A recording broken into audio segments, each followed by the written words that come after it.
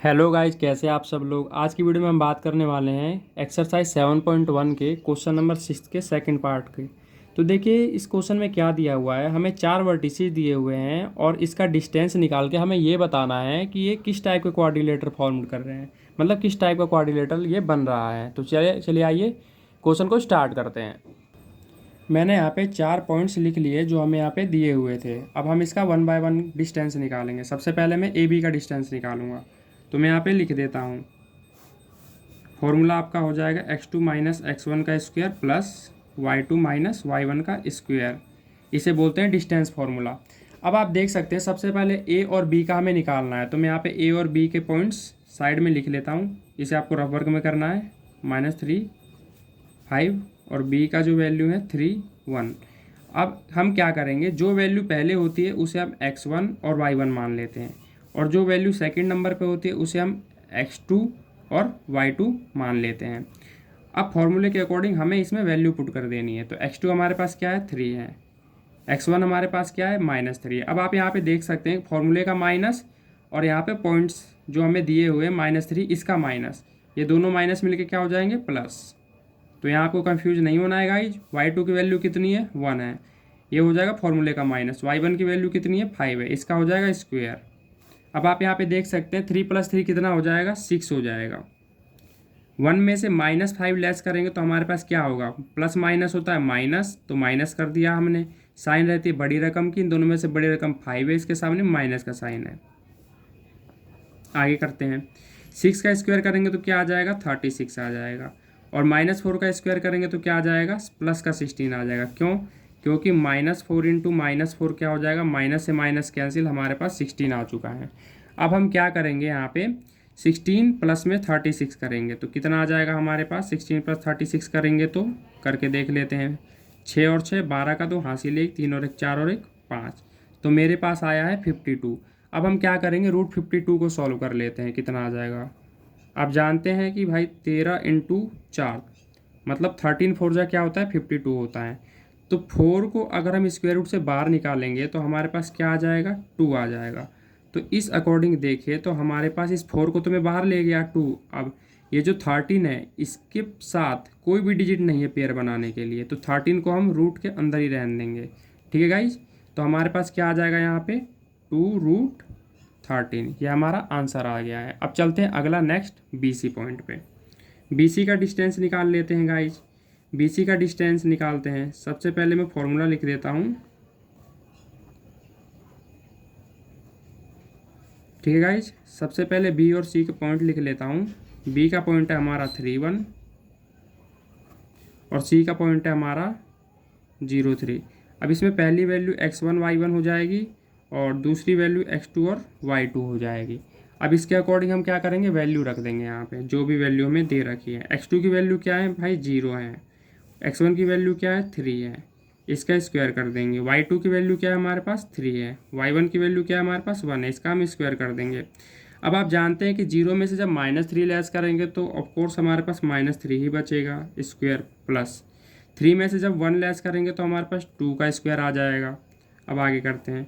-3 का स्क्वायर करेंगे तो 9 आ जाएगा। क्यों, क्योंकि -3 × -3, माइनस से माइनस कैंसिल, हमारे पास आ गया 3 3 जा 9, प्लस 2 का स्क्वायर करेंगे 4 आ जाएगा। तो हमारे पास कितना है इन दोनों को प्लस करने पे, 9 4 13, √13 आ गया।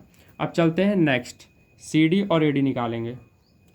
यहाँ पे मैंने CD के पॉइंट्स लिख लिए हैं। इसमें ये पहली वैल्यू हो जाएगी हमारी x1 y1 की और दूसरी वैल्यू हो जाएगी हमारी x2 और y2 की। अब CD निकालते हैं। सबसे पहले हम डिस्टेंस फॉर्मूला लिख लेते हैं, x2 माइनस x1 का square plus y2 minus y1 का स्क्वायर।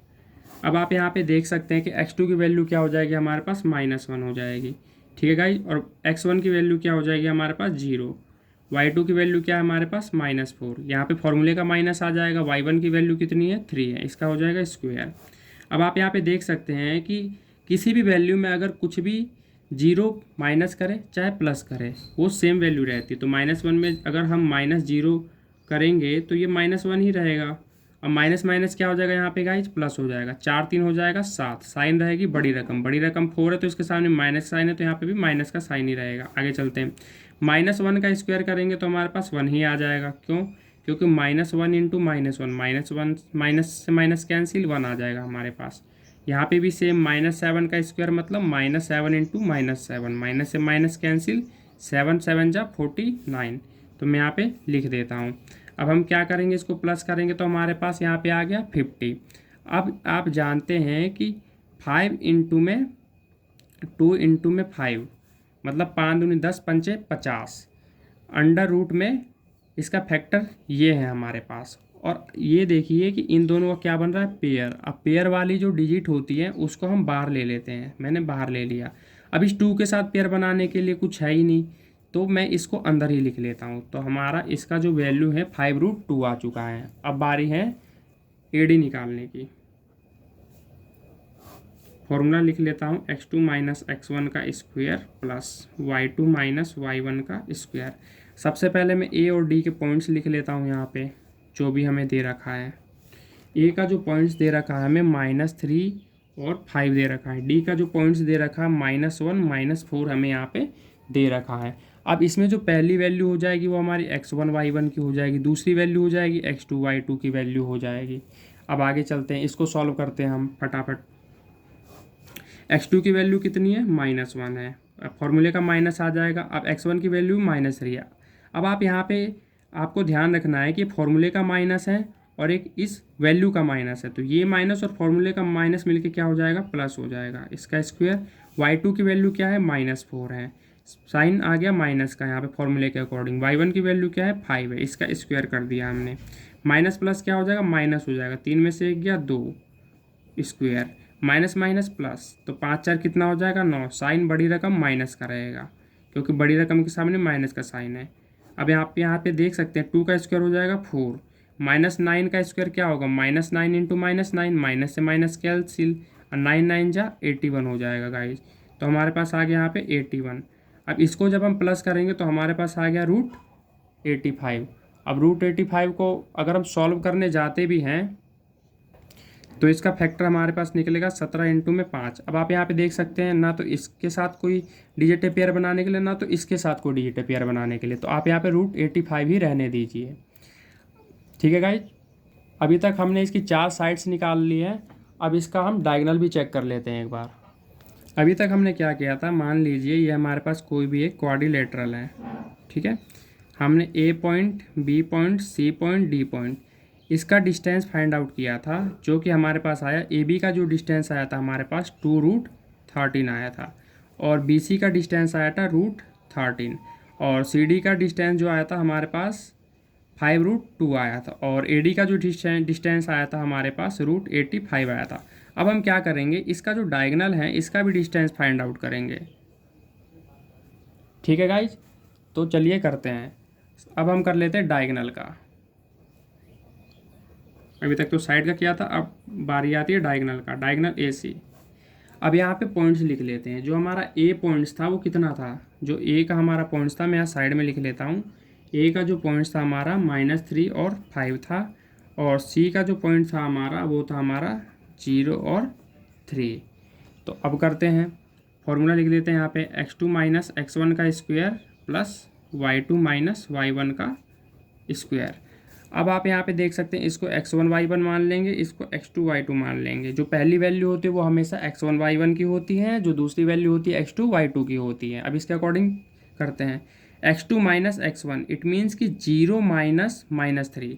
तो मैं यहाँ पे लिख देता हूँ 0 माइनस -3, तो ये माइनस और ये माइनस मिलके हो जाएगा +3, प्लस y2 की वैल्यू कितनी है, 3 है, ये माइनस, और y1 की वैल्यू कितनी है, 5 है, इसका स्क्वायर हमारे पास आ गया। 0 + 3 कितना हो जाएगा, 3 का स्क्वायर।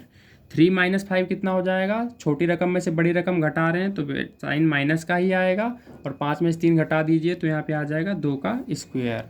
आई होप कि आपको क्लियर है। आगे चलते हैं, 3 का स्क्वायर कितना हो जाएगा, यहाँ पे 3 3 जा 9, प्लस -2 का स्क्वायर करेंगे तो हमारे पास 4 आ जाएगा। तो हमारे पास ये आ गया 9 + 4 कितना आ जाएगा, √13। अब बारी है डायगोनल BD निकालने की। अब BD का डायगोनल निकालते हैं। अब उसके लिए पॉइंट लिख लेते हैं, B और D का पॉइंट्स लिख लेते हैं। B का जो पॉइंट्स था हमारे पास 3 1 था, और D का जो पॉइंट था हमारे पास -1 -4 था। ठीक है गाइज, आगे चलते हैं। BD निकालते हैं अब। x2 माइनस x1 का square plus y2 minus y1 का स्क्वायर। अब आप यहाँ पे देख सकते हैं कि जो x2, सॉरी ये लिख लेता हूँ पहले, x1 y1 x2 y2।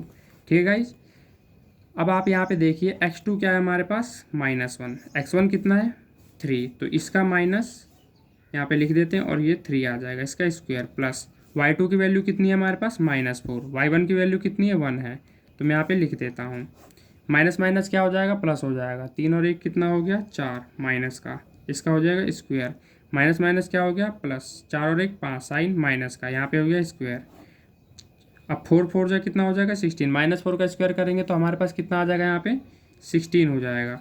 -5 का स्क्वायर करेंगे तो हमारे पास कितना हो जाएगा यहाँ पे 25 हो जाएगा। अब इन दोनों को जोड़ेंगे तो कितना आ जाएगा, 6 5 11 का 1 हासिल 1, तो 1 3 और 1 4, √41 आ चुका है हमारे पास।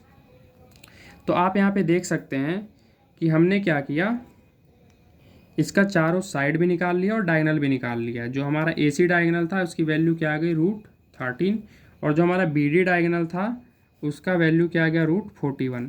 तो आप यहाँ पे एक चीज़ देख सकते हैं कि BC और ये जो हमारा AC है, इन दोनों को जोड़ने पे हमारा क्या आ रहा है 2√13, जो कि क्वाड्रिलेटरल में ऐसा नहीं होना चाहिए। क्यों?